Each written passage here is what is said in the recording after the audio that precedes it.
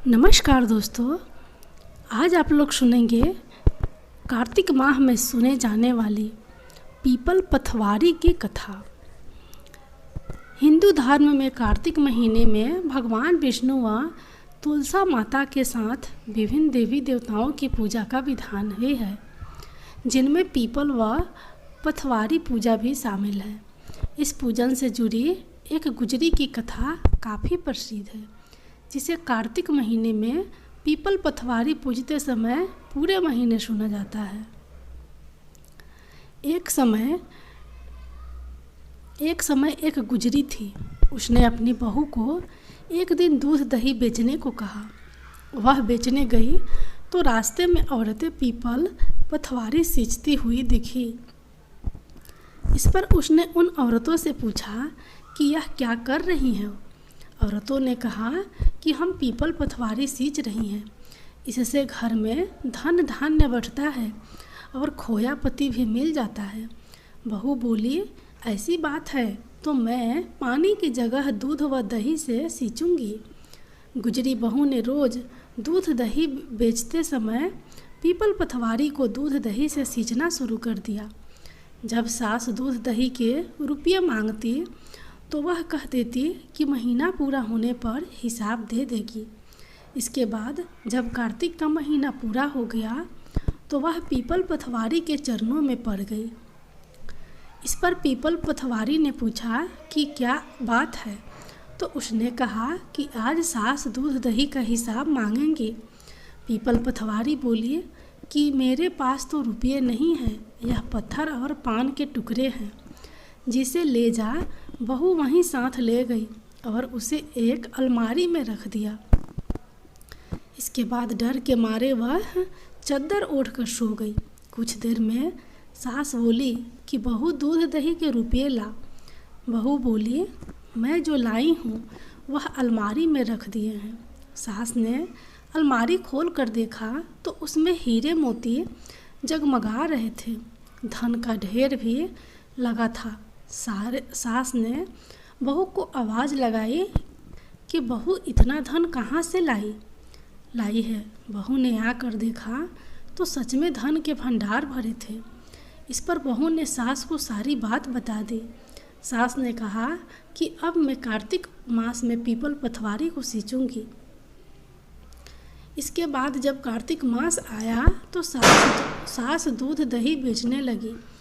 वह दूध दही बेचने के बाद खाली हांडी में पानी डालकर उससे पीपल पथवारी में पानी डाल देती।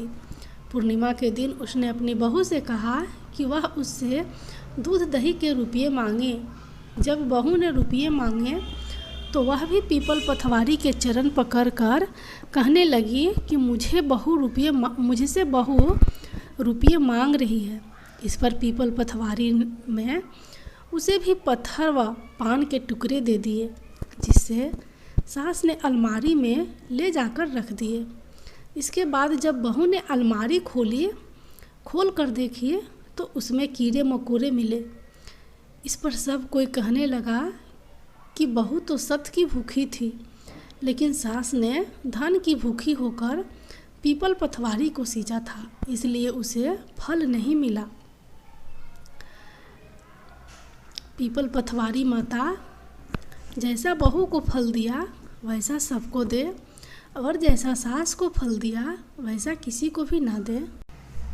इसी प्रकार एक दूसरी कथा भी है। एक गांव में एक साहूकार रहता था। साहूकार की एक बेटी थी। वह प्रतिदिन पीपल सींचने जाती थी। पीपल के वृक्ष में लक्ष्मी जी निवास करती थी। पीपल में से लक्ष्मी जी प्रकट होती थी और चली जाती। एक दिन लक्ष्मी जी ने साहूकार की बेटी से कहा, तू मेरी सहेली बन जा। तब लड़की ने कहा कि मैं अपने पिता से पूछकर कल बताऊंगी। साहूकार की बेटी ने घर जाकर अपने पिता को सारी बात बता दी। तब उसके पिताजी बोले, वह तो लक्ष्मी जी है, तू तो लक्ष्मी जी की बात मान ले। अपने को और क्या चाहिए, तू लक्ष्मी जी की सहेली बन जा। दूसरे दिन वह लड़की फिर गई। तब लक्ष्मी जी पीपल के पेड़ से निकलकर आए और कहा, सहेली बन जा, तो लड़की ने कहा बन जाऊंगी, और दोनों पक्की सहेलियां बन गई। लक्ष्मी जी ने सेली से कहा, सखी कल मेरे घर भोजन पर आना। भोजन का न्योता दिया। घर आकर लड़की ने माँ पिताजी को कहा कि मेरी सहेली लक्ष्मी जी ने मुझे खाने का न्योता दिया है। तब लड़की को पिता ने कहा कि सहेली के जिमने जाइयो, पर घर को संभाल कर जाना। तब वह लक्ष्मी जी के यहाँ जिमने गई तो लक्ष्मी जी ने उसे साल ओढ़ने के लिए दिया, रुपये दिए, सोने की चौकी, सोने की थाली में 36 प्रकार का भोजन जिमाए दिए। जिम कर जब वह जाने लगी तो लक्ष्मी जी ने पल्ला पकड़ लिया और कहा कि हे सखी, मैं भी तेरे घर जिमने आऊँगी। तो उसने कहा, सखी ज़रूर आना। वह घर जाकर चुपचाप बैठ गई। तब पिता ने पूछा कि बेटी, सहेली के यहाँ जिम कर आ गई और तू उदास क्यों बैठी है? तो उसने कहा, पिताजी, मेरे को लक्ष्मी जी ने इतना दिया, अनेक प्रकार के भोजन कराए, परंतु मैं कैसे जिमाऊंगी? उनकी स्त्रियाँ भगत कैसे करूंगी? अपने घर में तो कुछ भी नहीं है। तब उसके पिताजी ने कहा कि गायन के गोबर, पीली मिट्टी से चौका लगाकर घर की सफाई कर लेना। 4 मुख वाला दिया जलाकर लक्ष्मी जी का नाम लेकर रसोई में बैठ जाना।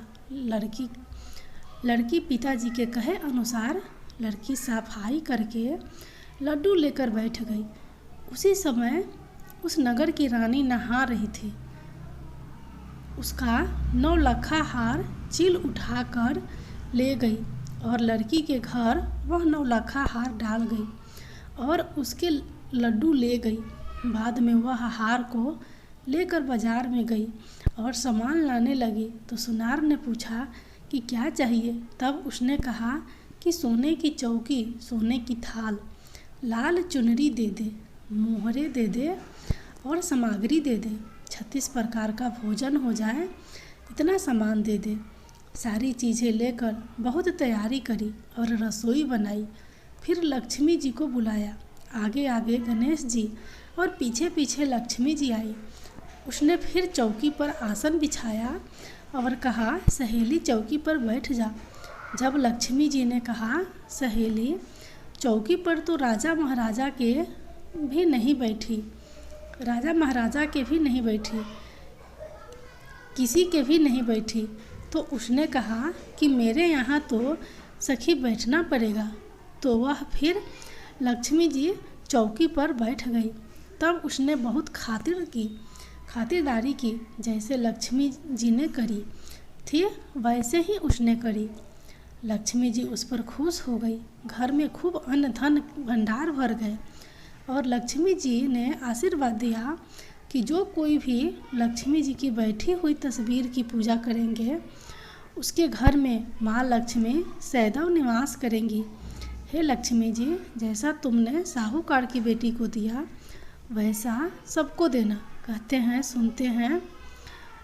कहते सुनते हुंकार भरते अपने सारे परिवार को दियो। पीहर में देना, ससुराल में देना, बेटे पोते को देना। हे लक्ष्मी माता, सबका कष्ट दूर करना, दरिद्रा दूर करना, सबकी मनोकामनाएं पूर्ण करना। जय लक्ष्मी माता।